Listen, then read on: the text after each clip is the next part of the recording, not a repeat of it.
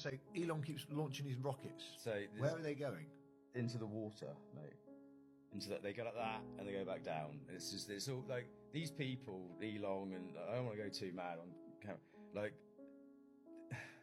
reality, the Earth is a stage. But they go. So let's say the Earth's flat. Yeah. Let's say the Earth's flat. It's not completely flat because you've got mountains and you've got craters. Yeah, and but the ocean does waves. It's not a globe. Then. So it's an electromagnetic bandwidth of information.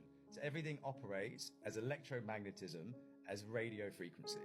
So there's a set bandwidth of information that this experience that we're having now operates on. Yeah. There's a certain like frequency, sound. There's a certain range of information that we can perceive with our senses, and that dictates our reality. You know what I'm saying? Yeah.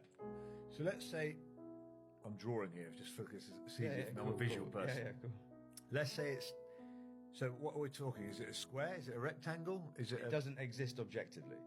Okay. So, you're trying to objectify it by saying, "Oh, what's under it? Where it is you."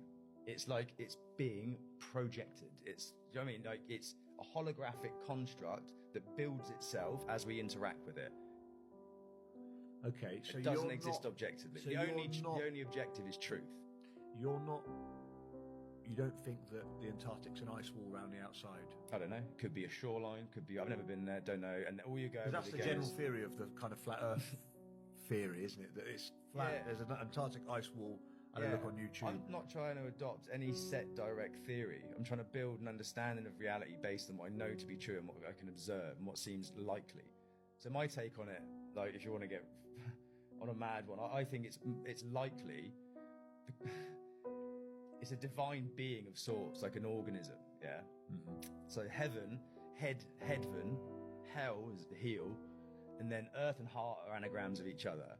So in my head, I've got my head around it. And as the earth is the heart realm, yeah, and the heart chakra is green, and the trees and the grass and everything's green. The throat chakra is blue, and the sky is blue. You've got lymphatic fluid. Your body is made of a bunch of cells, lymphatic fluid and blood. Yeah, cells are selves. Yeah, individual cells. Yeah, the lymphatic fluid is the ocean, and the oil is the blood. The mycelium's the nervous system. And then the vegetation is the lungs. Do you know what I'm saying? Mm-hmm. And I think it makes... I think, yeah, man is the measure of the universe. And the hue man, when you look on the television, you've got hue and saturation. Saturation is the richness of colour. And then hue is the tonality of red to ultraviolet, yeah? Mm-hmm. So hue is the light spectrum. Man is manifestation. So the hue man is the manifestation of the light spectrum. And we're electromagnetic, holographic beings, that multi-dimensional beings. When people harmonize and create what's called the plane of inertia, yeah, inertia is stillness, yeah. Plane of inertia is the planet of Eartha. The planet of Earth is a plane of inertia. The sun's the proton, it's hot, radiant, masculine. The moon's the electron, it's cold, absorbent, feminine, alkaline. You know what I'm saying? Yeah. So then you have to it makes sense to, if you can't have a belief. You can't even spell the word belief without the word lie, yeah? B-E-L-I-E-F, yeah? So if you believe something, it's privy to be false because you don't know it, you just believe it. A belief is like blind faith, yeah, in something genuinely you don't know. So in my mind, you drop all belief and then you piece the reality together based on what you know as fact for yourself, not because Dave wrote a book and he says this. That's fair enough. You can use the book to inspire you to then recognize something yourself. But you can't base your whole reality on what some other person's written in a book, some other human the same as you has written in a book. Do you know what I mean? But do we have any facts about anything? Is anything fact? Hot is hot. Cold is cold. Hot feels hot when you put your hand in it. Yeah, and you know cold that's feels hot. Cold. Yeah, this table's here because I can touch it. Yeah. But so are we saying that I'd go as far as that, yeah. Use your sense organs, your own personal, you can go on a real cosmic one where everything's totally just energy and it's totally, it does that on some level. But right here, right now, you're Ty, I'm Joe, yeah? Yeah. That's I could be Joe, I might be Joe, as if I'm Joe, you're Ty. Yeah. Do you know what I mean? Let's just stick with that, yeah? Water does that.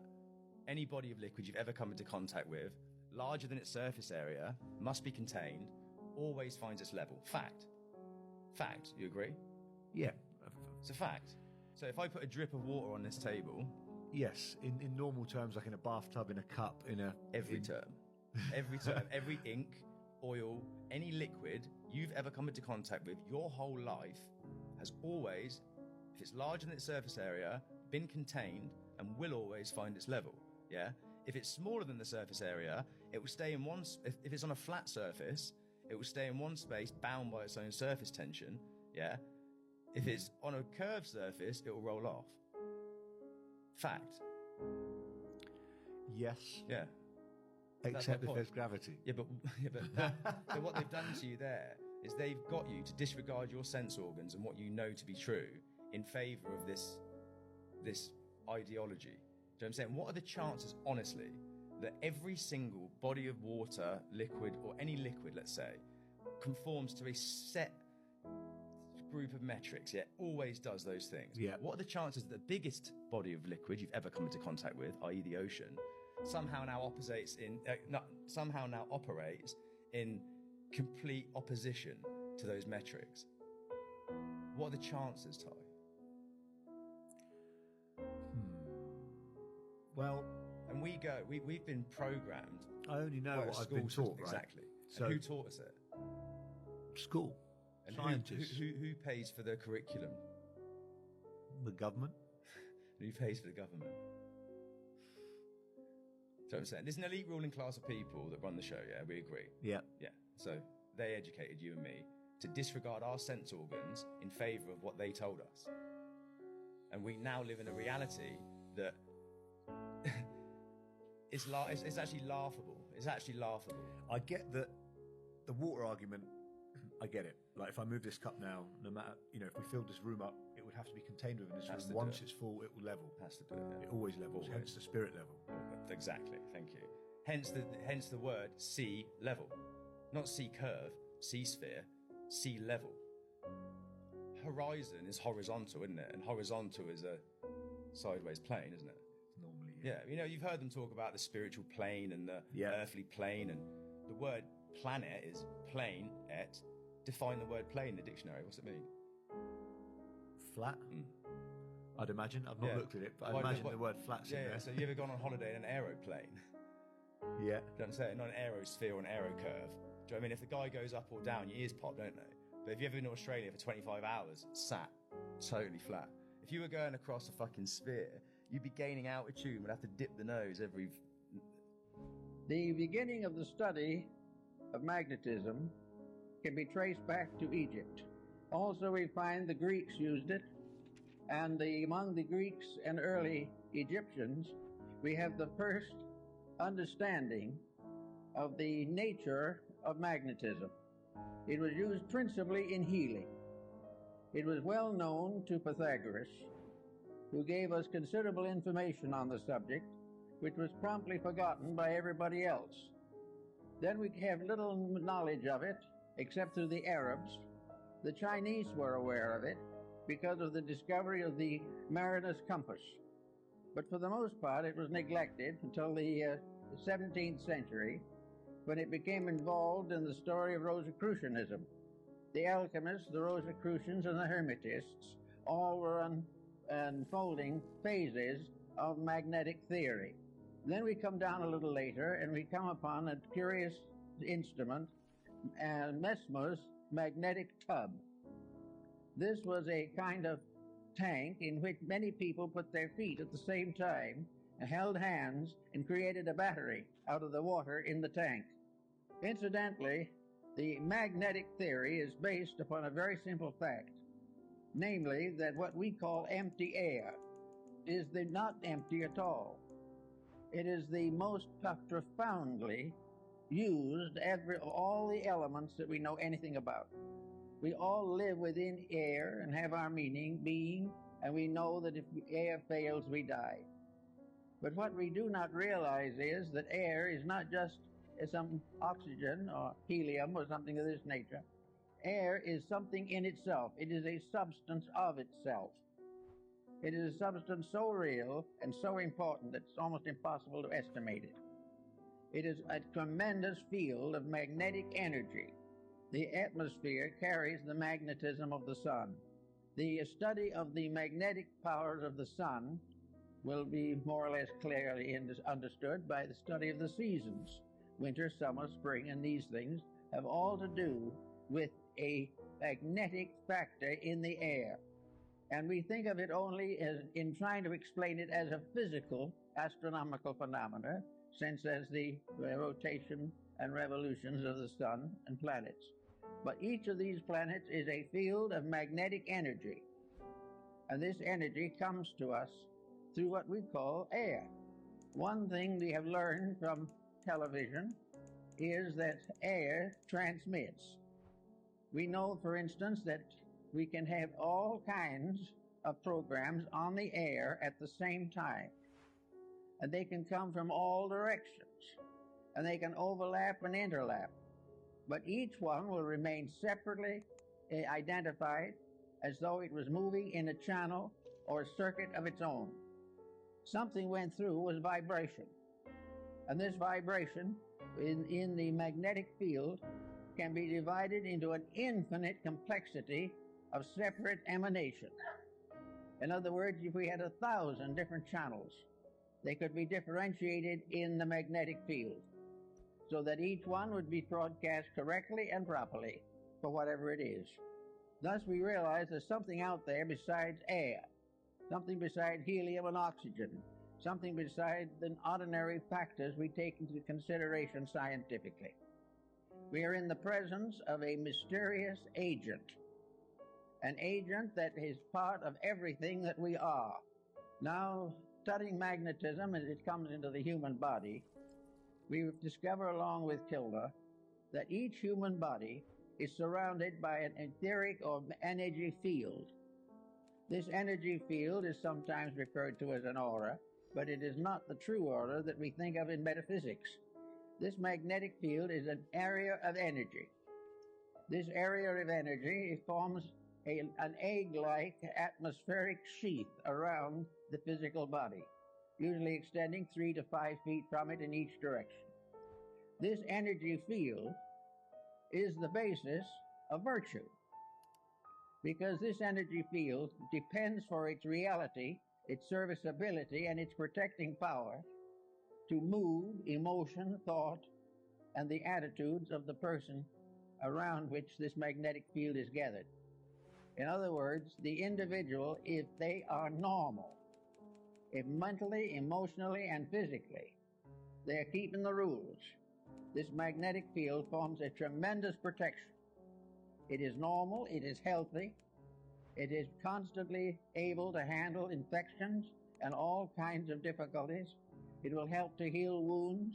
It will help to recover the use of functions and organs. And if we are deprived of some part of the body, it will try to compensate for it. As long as the individual takes proper care of his magnetic field, it will serve him. Now, this is a phase of morality that is generally overlooked. It is assumed that these magnetic fields are something you don't pay much attention to. They're there, maybe they'll help a little. But the truth of the matter is that practically the whole survival of the individual depends upon maintaining the integrity of this flow of energy into the magnetic field. This energy comes from the sun. It comes through a mysterious energy tube in the magnetic field. It enters the individual through the crown of the head. It disseminates through the entire body, and it's excreted back again through the lower centers of the body and is recleansed by the solar energy. This is a kind of a little private tank or capsule of life that we are all carrying about with us all the time. Now, the problem of morality in this is very definite. The moment we break rules, we damage that magnetic flow. We have got to keep the laws of nature, and these in turn are the laws of God, or the magnetic field fails. It can fail because of physical intemperances, which reduce its integrity and reduce its power. It can be wasted in riotous living, which is a common cause these days. It can be variously destroyed by moods, by attitudes, by fears, by complexes, It can be destroyed or damaged by alcohol, drugs, narcotics, all kinds of things. But if this field is damaged, it immediately reacts into health. It damages the individual's vitality.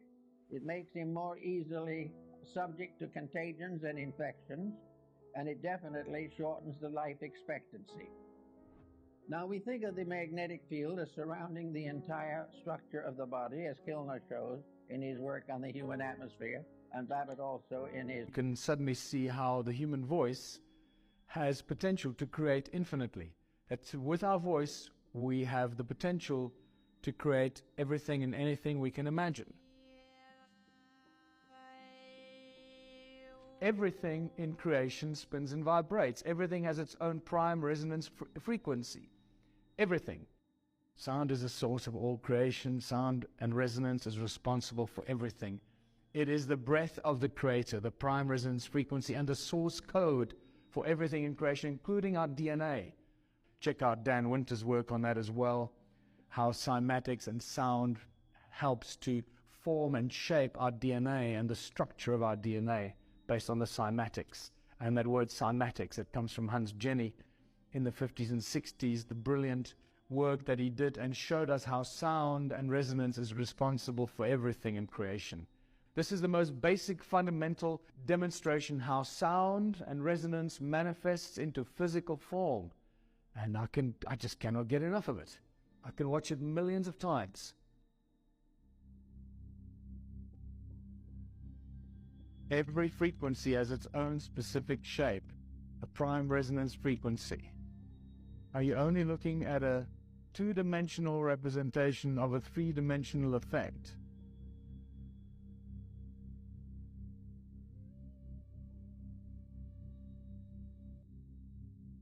And then Erik Larson is the guy that created the CymaScope, and this is when you can suddenly see how the human voice has potential to create infinitely. That with our voice, we have the potential to create everything and anything we can imagine. That we are indeed creators. And remember, every thought you have also has a frequency and a vibration, as a resonance. Just like your voice.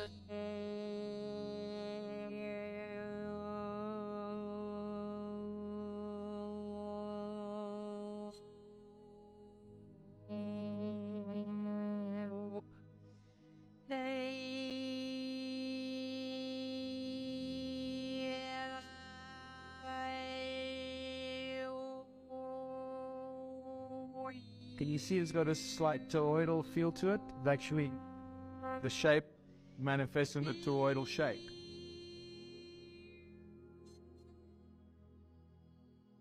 And some of these pictures, the images of this CymaScope images, tell us that it was these sounds, the images of the sound, that actually inspired religious symbols. That beautiful cross in a circle at the center of some of these cymatic photographs give us a very clear indication that the creators of the religious symbols knew exactly what they were talking about, that the source of creation is sound itself. And that takes us to what sound does. Sound pretty much does everything you can imagine because it's a source of creation. This is from Hans Jenny's brilliant video, Cymatics. This is powder on a metal plate. It's not a liquid or a jelly, it's powder. You can see landscapes being formed here over extended periods of time. Mountains can form, valleys, volcanoes, all to do with the sound of the earth, coming out of the earth. Here is the effect of vibration on a specific substance, Lycopodium powder, or spores of the club moss. We have strewn it uniformly on a diaphragm of stretched paper with a diameter of about 30 centimeters, which we now excite by vibration. This causes the powder to clump, and the more intense the vibration, the more piles there are. If the note is louder, that is to say, if the amplitude is increased, these masses of powder move to the center and make a kind of dust cloud there. They are not at rest, but in a state of continuous motion. We can see a large circular shape forming in the middle and continuously moving. Sometimes it is whipped up into a cloud, as it is now, and sometimes it reverts to the solid dust particle form. These changes are caused by the differences in the intensity of the tone, that is, by the different amplitudes. In this experiment, the frequency, that is to say, the number of vibrations per second, is the same. And now we see the circular form and everything in a definite pattern of movement.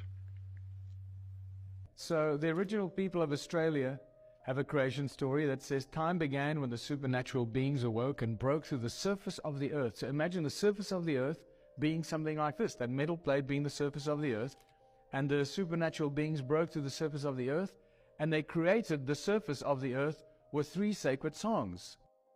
So it's interesting that I link this to the Aboriginal people or original people of Australia and the 3 sacred songs, and it's very similar to this picture that I took from an aeroplane flying over Western Australia, and you can start seeing how the kind of landscape would have been formed from the cymatics of the sound of the earth itself.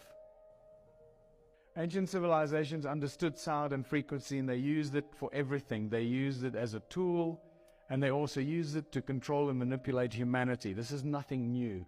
We know by now that the pineal gland is pretty much what represents the all-seeing eye of Horus. It's a receiver, it's a transmitter, it's a powerful tool that we should be using, but we're not, because it was manipulated with.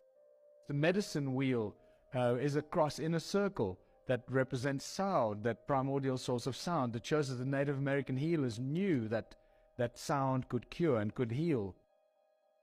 Royal Raymond Rife, you should know by now, that cured with the man that found the cure for all disease with sound and resonance, and were converted to electric impulses. Lakovsky, the multiple wave oscillator, that has got an incredible record of curing all kinds of diseases, including cancers. And more recently, Anthony Holland, who in a TED talk in 2011 shows how he cures cancer with sound frequencies. Sound continues to amaze us. Sound can levitate. By now, you would have seen this many times, just the very quick idea that sound actually does levitate things, but this is not how the ancients used to levitate the very big, heavy objects. This is a very different technique used here. This is just pressure waves that can levitate things, very light objects, but it does give you the ability to imagine that sound actually levitates. John Keeley levitated stuff and drilled sound holes with sound in 1888 already. Peter Davy boiled water with sound since 1940. Sound creates what's known as a star in a jar, called sonoluminescence. When you take a sphere of water and you expose it to certain frequencies, it gives off a very, very bright light at the center of the water, called a star in a jar, which is just absolutely not quite what it is.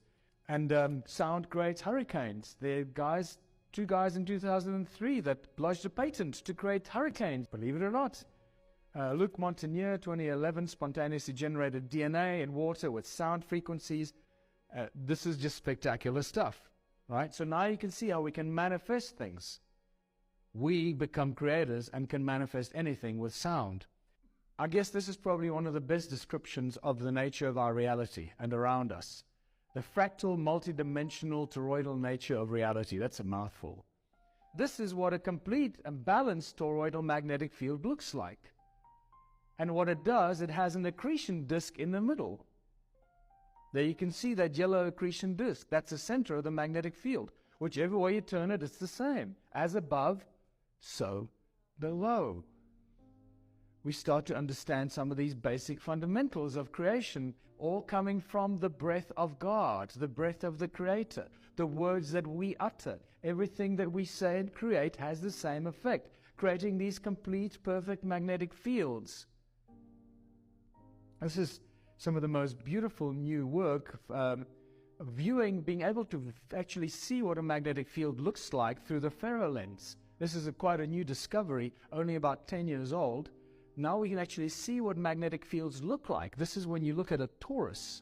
This is what a torus magnetic field looks like. You can see the magnetic fields. Some people would call this the ley lines on the surface of the earth. you can actually see the magnetic fields. So I'm suggesting that people that are reading ley lines are actually picking up the magnetic fields that crisscross the toroidal field of